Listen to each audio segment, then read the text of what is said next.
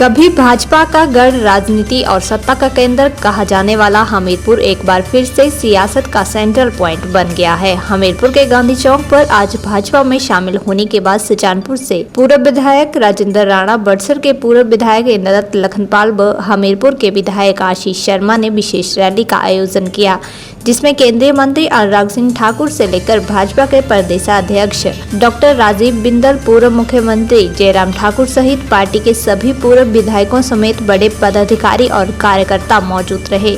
Rally के दौरान भाजपा नेताओं ने जहां लोकसभा चुनाव में भारतीय जनता पार्टी के उम्मीदवार अनुराग सिंह ठाकुर को 5वीं बार 5 लाख से अधिक मतों से जीतने का संकल्प लिया, तो वहीं विधानसभा उपचुनावों में भी भारतीय जनता पार्टी के द्वारा घोषित किए गए पार्टी उम्मीदवारों को जीतने की बात कही।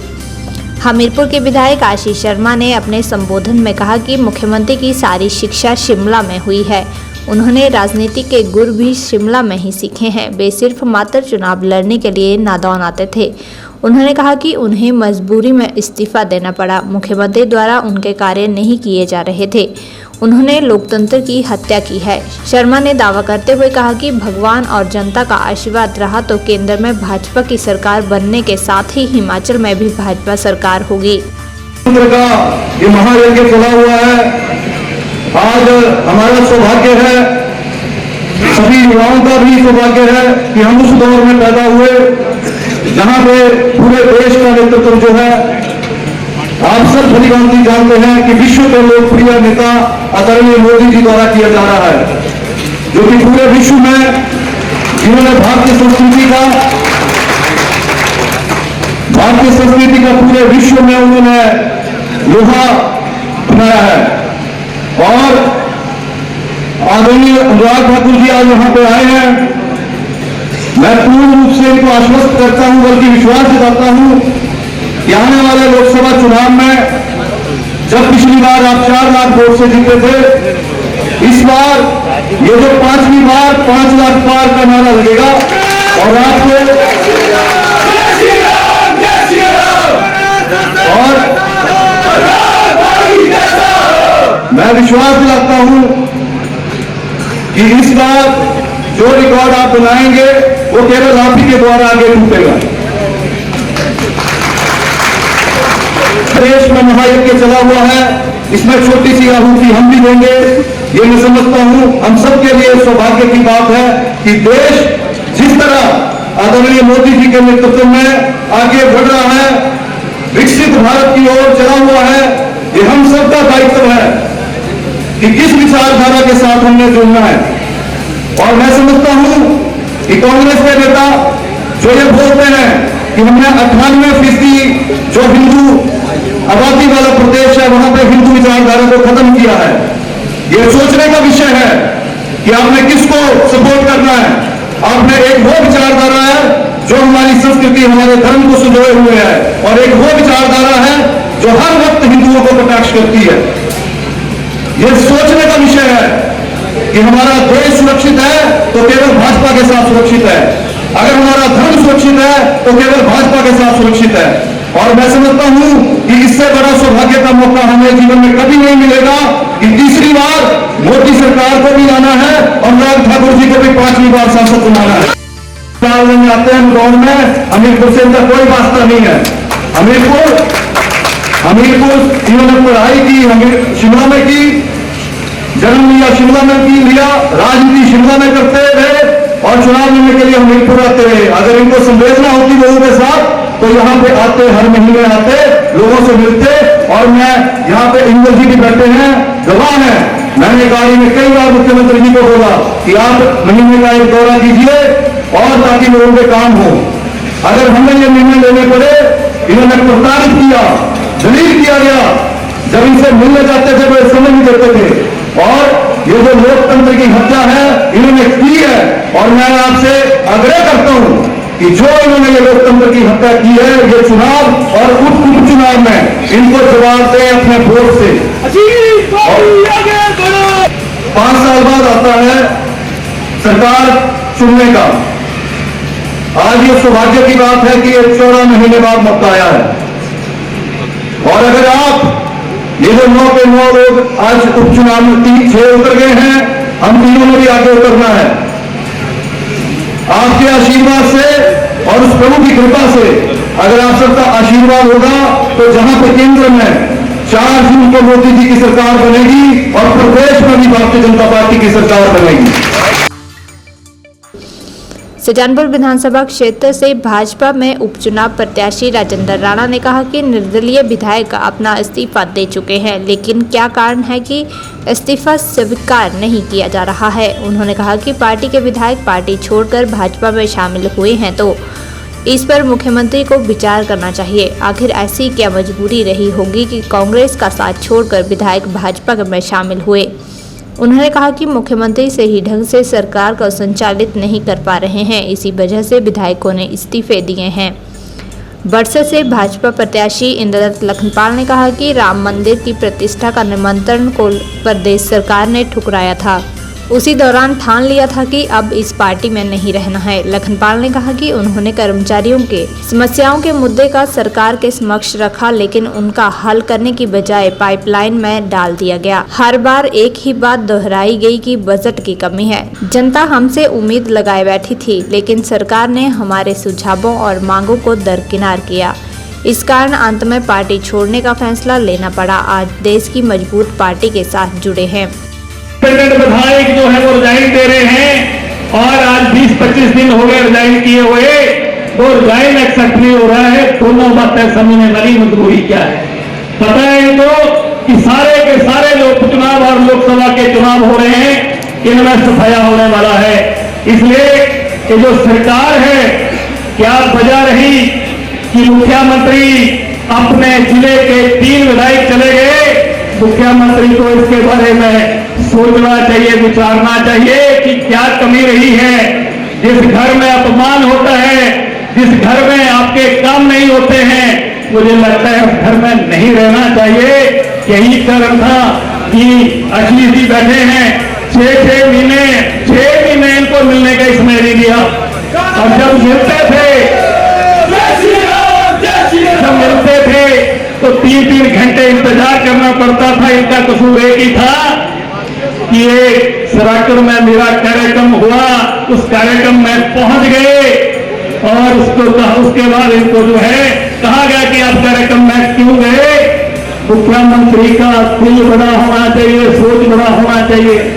अब ये चर्चा कर रहे थे कि हमीरपुर का मुख्यमंत्री ठीक कहा इन्होंने कि ये हमीरपुर के मुख्यमंत्री नहीं है, ये नदौन से सिर्फ चुनाव लड़ने के लिए आते हैं। इनका जन्म जो है वो शिमला में, इन्होंने घर शिमला में बनाया, इनकी पढ़ाई शिमला में हुई, इनकी राजनीति शिमला से चली, इनकी पॉलिटिक्स जो है वो शिमला से शुरू हुई, कहीं से पार्षद बने। आंदोलन शुरू हुआ था आदरणीय अडवाणी जी के और अटल जी के नेतृत्व में। उस समय से मैं चंदा देता हूं और बड़ा जो मेरे मित्र थे वो कहा करते थे कि आप गलत पार्टी में हैं, ठीक में आ जाओ, हमारे साथ आ जाओ। आपके जो संस्कार है वो हिंदुओं वाले हैं और भाजपा से मिलते जुलते हैं।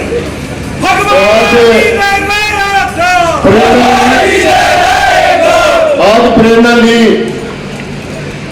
जब राम मंदिर जी का मूर्ति प्रतिष्ठा हो रही थी और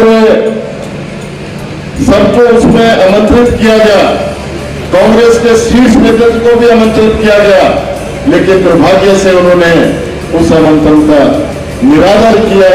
उन्होंने आमंत्रण का निरादर नहीं किया, उन्होंने भगवान राम का निरादर किया। और उस समय हमने ठान लिया कि अब हमें इस पार्टी में नहीं रहना है, हमारा विधायक कैसा हो, इधर भाई जैसा हो। और सबसे बड़ी बात, इधर भाई जैसा हो। जब हम विधायक चुनकर आए और उस समय जो मुद्दे थे प्रदेश की जनता से जुड़े हुए, युवाओं से जुड़े हुए, महिलाओं के जुड़े हुए, चाहे वो आशा वर्कर थी, चाहे वो आंगनबाड़ी कार्यकर्ता थी, चाहे वो आउटसोर्स के कर्मचारी थे, चाहे वो करना मूल आधार पर नौकरी देने की बात थी, चाहे वो वोकेशनल टीचर को दर्जा देने की बात थी, उनके लिए पॉलिसी बनाने की बात थी, तो सारे के सारे मुद्दे जो है पाइपलाइन में डाल दिए, कूड़ेदान में डाल दिए। और जब हमने चर्चा की कि बच्चे बहुत परेशान हैं, आउटसोर्स पे जो हमारे कर्मचारी लगे हुए हैं उनको आप बार बार निकाल के बाहर कर रहे हैं। सारी समस्या का समाधान करने का कृपया प्रयास करें। एक ही रोड़ा होता था, बजट नहीं है, कैसे काम करेंगे, तनख्वाह देने के लिए पैसा नहीं है, तो भाई फिर आपने जो झूठी गारंटियां दी थी वो क्यों दी आपने? आंदोलन शुरू हुआ था आदरणीय अडवाणी जी के और अटल जी के नेतृत्व में, उस समय से मैं चंदा देता हूं। और बड़ा जो मेरे मित्र थे वो कहा करते थे कि आप गलत पार्टी में हैं, ठीक में आ जाओ, हमारे साथ आ जाओ। आपके जो संस्कार है वो हिंदुओं वाले हैं और भाजपा से मिलते जुलते हैं। तो आज प्रेरणा ली जब राम मंदिर जी का मूर्ति प्रतिष्ठा हो रही थी और सबको उसमें आमंत्रित किया गया, कांग्रेस के शीर्ष नेतृत्व को भी आमंत्रित किया गया, लेकिन दुर्भाग्य से उन्होंने उस आमंत्रण का निरादर किया।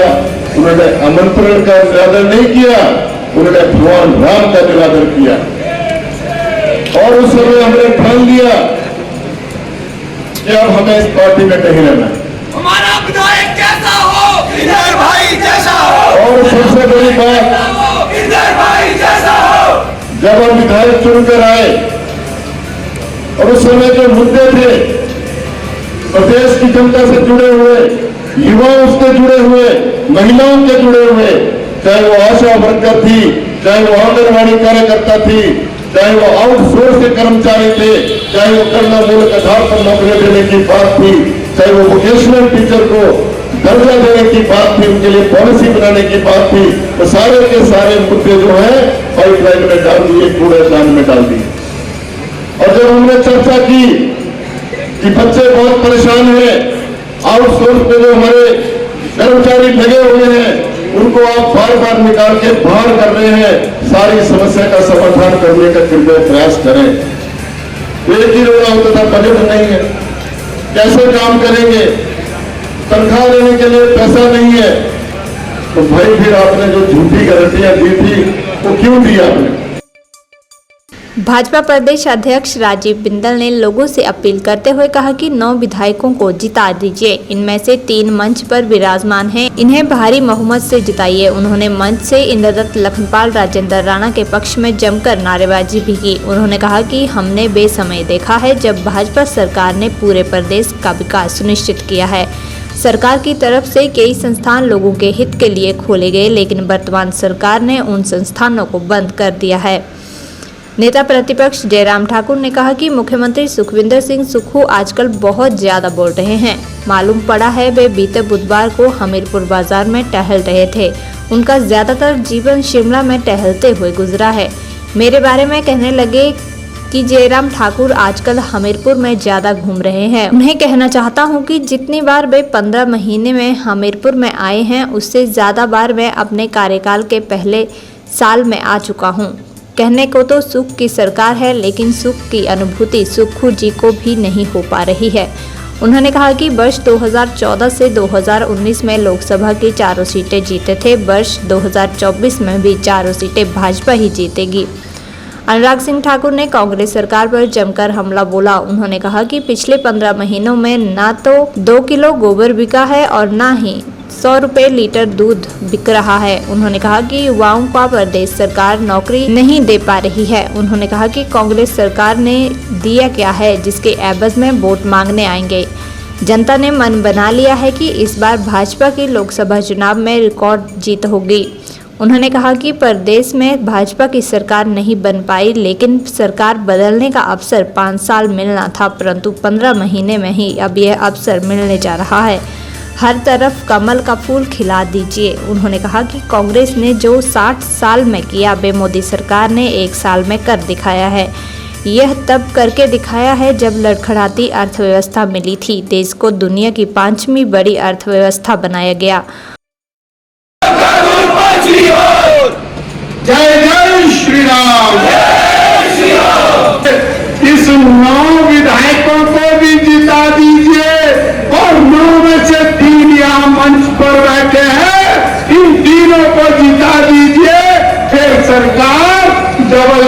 की बना दीजिए। भाजपा मेरी बात समझ नहीं आई? आ गई है?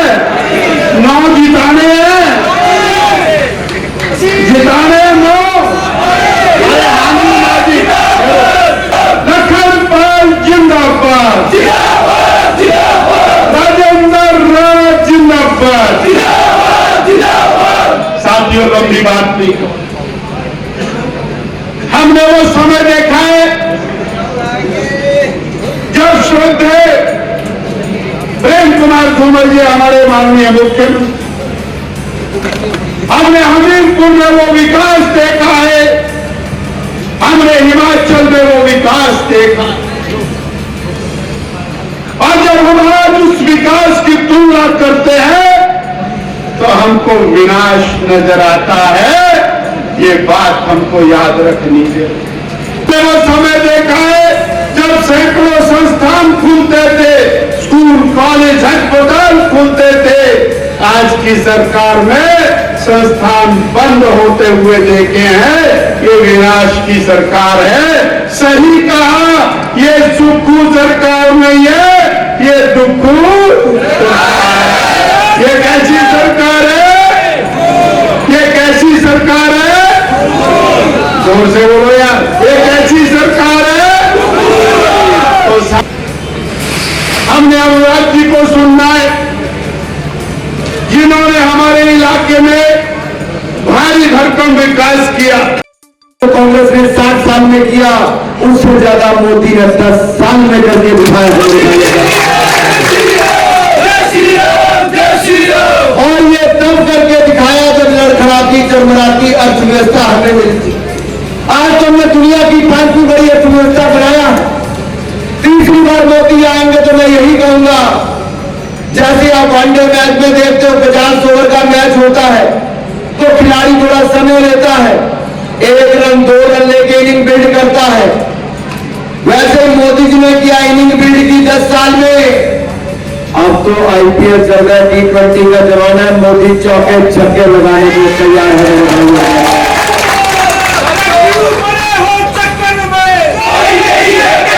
नेशनल क्रश तो बहुत होंगे, लेकिन नेशनल ट्रस्ट केवल नरेंद्र मोदी की गारंटी से मिलता है। ये विश्वास जो देश की जनता पर, ये जो देश की जनता का विश्वास नरेंद्र मोदी जी पर, ये इसलिए है क्योंकि 2001 से लेकर 2024 तक 1 दिन की छुट्टी भी नरेंद्र मोदी जी ने नहीं दी। ईमानदारी के साथ देश की सेवा की, अपने जीवन का अक्षर क्षण देश के विकास के लिए लगाया, और पिछले 10 वर्षों में देश की पाई बचाई भी गरीब की भलाई के लिए लगाई भी। और मैं जब गरीब की भलाई की बात करता हूं मेरे साथियों, तो मैं कांग्रेस के 60 साल के राज के ऊपर थोड़ा प्रकाश जरूर डालना चाहूंगा। कांग्रेस का नारा था गरीबी हटाओ।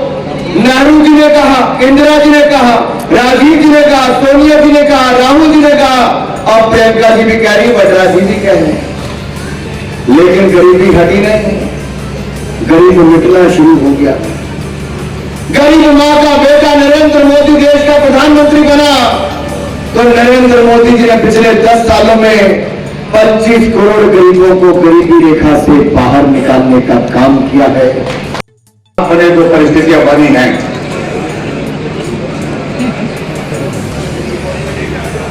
जहां हिमाचल प्रदेश में 2014 में 4 सीटें जीते थे, 2019 में हम 4 सीटें जीते थे, वहां अब की बार 2024 में भी 4 सीटों पर भारी बहुमत के साथ हम जीत हासिल करने वाले हैं। ये तो बात लोकसभा के चुनाव के संदर्भ में। हमारे साथियों ने आपके बीच में इस बात का भी जिक्र किया, यहां पर एक अलग तरह का परिस्थितियों का एक दृश्य देखने को मिल रहा है। बहुत सारे चेहरे आप मंच पर देख रहे थे जो यहां हमारे साथ नहीं दिखते थे, लेकिन आज हमारे साथ यहां मंच पर दिख रहे हैं। मैं सभी साथियों का अभिनंदन करता हूं, स्वागत करता हूं अपने परिवार में, मोदी परिवार में। ठीक कहा भाई राजेंद्र राणा जी ने, लखनपाल जी ने, आशीष जी ने।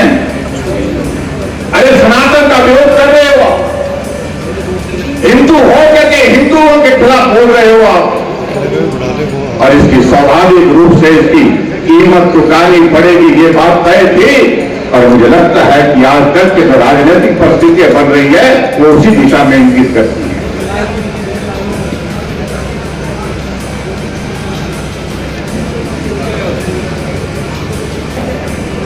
उन्होंने निर्णय किया कि हम कदम उठाने का वक्त आ गया, और कदम उठाने का अगर वक्त आ गया है, अब पीछे मुड़ करके नहीं देखना है। अंजाम क्या होगा ये भी मालूम था, लेकिन फिर भी उसके बावजूद उन्होंने कहा कि अब कदम आगे बढ़ाना चाहिए। और भाई और बहनों, इस प्रकार का कदम अगर कोई उठाता है, हर कोई नहीं उठा सकता है। जिन जो सच्चे हैं, जो पक्के हैं, जो दमदार हैं, वही इस प्रकार का कदम उठा सकते हैं। और इसलिए हमारे साथी ने इस तरह का एक कदम उठाया।